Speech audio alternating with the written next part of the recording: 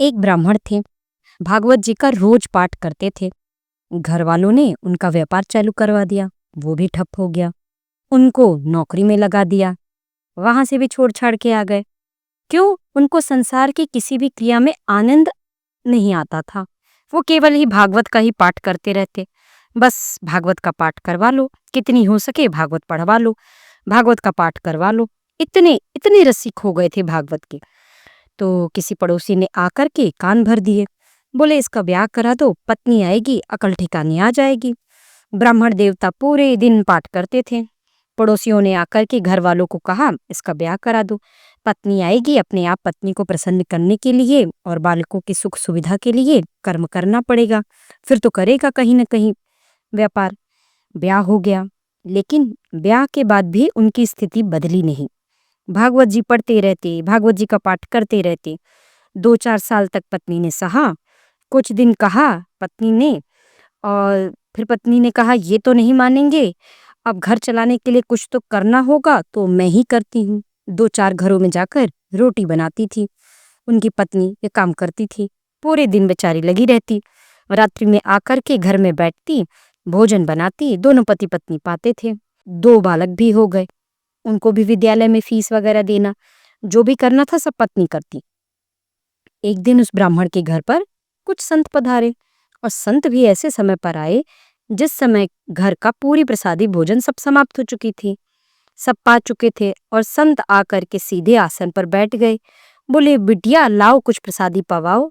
अब प्रसादी तो कुछ थी नहीं, तो कभी रसोई में जाए, कभी कुछ करे, कभी कुछ करे। कोई योग्य कुछ साधन नहीं मिला। बार बार बिटिया को इधर से उधर भागते देख संत समझ गए कि हम गलत समय पर आ गए हैं, यहाँ पर अभी कोई व्यवस्था है नहीं।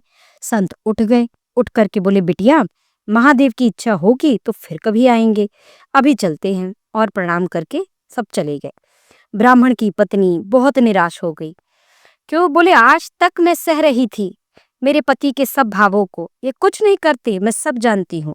भागवत जी का पाठ ही इनका सर्वस्व है, मैं सब जानती हूँ, लेकिन आज महात्मा हमारे घर आए और हम उनको कुछ पवा न सके। ऐसी स्थिति तो मुझे स्वीकार नहीं थी। आज यदि मेरे पति भी कुछ काम करते, घर में थोड़ा धन होता, अनाज होता, भोजन ज्यादा होता, तो मैं उनको भी पवा देती।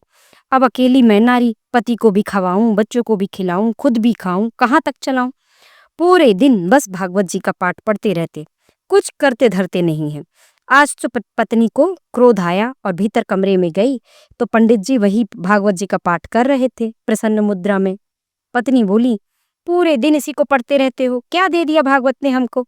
अरे कुछ नहीं दिया, तब भी स्वीकार था, लेकिन आज संत भूखे चले गए हमारे घर से, और तब भी आप इस भागवत को लेकर बैठे हैं। पत्नी ने भागवत जी की पोथी उठाई और ब्राह्मण के सिर पर ही मार दी।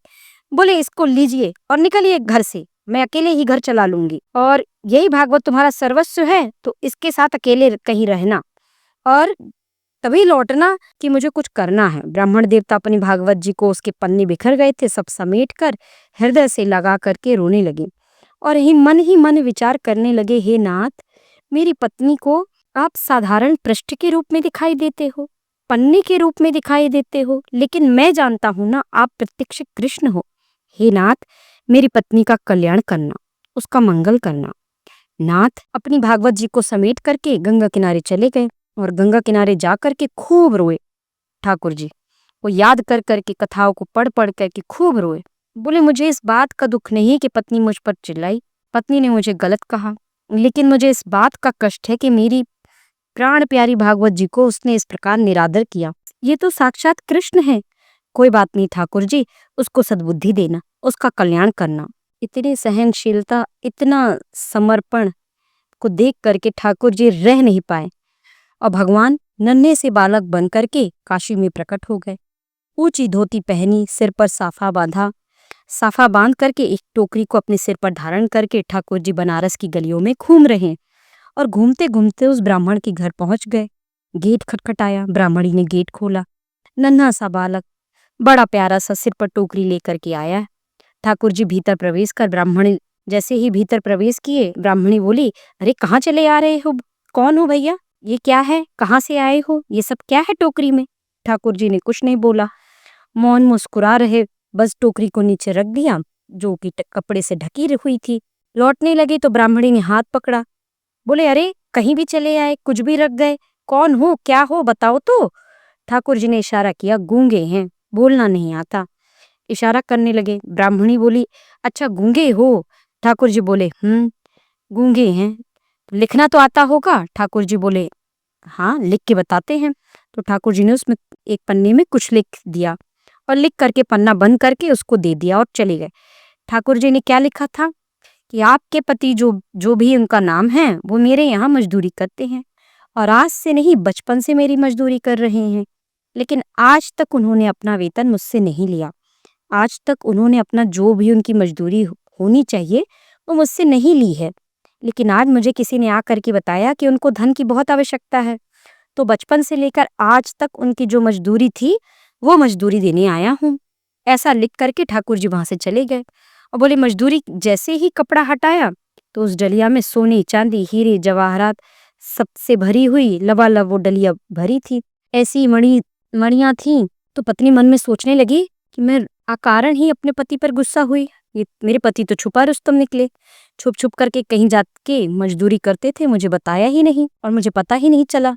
मैं घरों में रोटी बनाने जाती होगी, उस समय चले जाते होंगे, और बताओ देखो मुझे बताया नहीं, आज इतना धन हमारे पास आ गया, हम तो करोड़पति हो गए। मैंने बेवजह अपने पति पर गुस्सा किया। बालकों को भेज दिया, जाओ पिताजी जहां मिले उनको बुला लाओ। बालक गए तो पिताजी गंगा किनारे बैठे रो रहे थे। पिताजी, माँ ने आपको बुलाया है, घर चलो। बालक चले गए। उन्होंने भागवत जी की पोथी को हृदय से लगाया, रोते हुए घर आ रहे थे और बार बार प्रार्थना कर रहे थे, नाथ कृपा करना मेरी पत्नी की बुद्धि सुधर जाए। जैसे ही अपनी गली के में आए तो अपने घर को देखकर पहचान ही नहीं पाए। क्यों? आज तो घर का स्वरूप ही बदल गया। दिए जल रहे हैं द्वार पर, बढ़िया सुंदर रंगोली बनी है, सुंदर पुष्पों से घर के द्वार को सजाया हुआ है। ब्राह्मण बोले, ये मेरा ही घर है। सुबह तक तो ऐसा लग रहा था जैसे तेजहीन, और अभी ऐसा लग रहा है मानो सारे देवता मेरे ही घर आ गए हों। यह क्या स्थिति हुई? घंटों में सब बदल गया। ब्राह्मण ने जैसे ही भीतर प्रवेश किया, पत्नी ने आकर के थाल से आरती उतारी। जय हो, नए नए वस्त्र पहने हैं। ब्राह्मण को समझ नहीं आया। बोले, ये सब क्या हुआ देवी?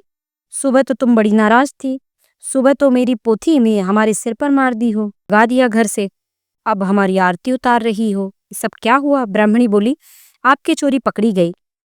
वो मेरी चोरी? मेरी चोरी कौन सी? आप अपने आप को दिखाते हैं कि आप कुछ करते नहीं हो, लेकिन आपने बचपन से मजदूरी की है। आज आपका मालिक आया था आपकी मजदूरी देने के लिए। ब्राह्मण बोले, मेरा मालिक? मेरा कौन सा मालिक? मजदूरी? और मेरी कौन सी मजदूरी? बोले, हाँ गूंगा मालिक आया था, उनको बोलना नहीं आता था, गूंगा था। तो ब्राह्मण देवता बोले, गूंगा मालिक? कैसा मालिक? और भैया क्या मजदूरी देकर गया? कक्ष खोल करके दिखाया तो डलिया रखी थी, सोने चांदी हीरे जवाहरात सब उसमें रखे थे। बोले, देवी मेरा कोई मालिक नहीं है, या मेरी कोई मजदूरी नहीं है, मैं तो कुछ भी नहीं करता, मैं तो केवल भागवत का अध्ययन करता हूँ। बोले, आपका मालिक आया था, गूंगा मालिक, और ये वह बता करके गया है कि ऐसे बता के गया है? वो तो बोलना जानता नहीं, तुमको कैसे पता? बोले, पर्चा में लिख के दिया है। तो जैसे ही पर्चा खोल करके देखा तो सारे शब्द उस पर्चे में घूमने लगे, और तभी उस पर्चे पर ही त्रिभंग लली श्याम सुंदर की आकृति प्रकट हो गई।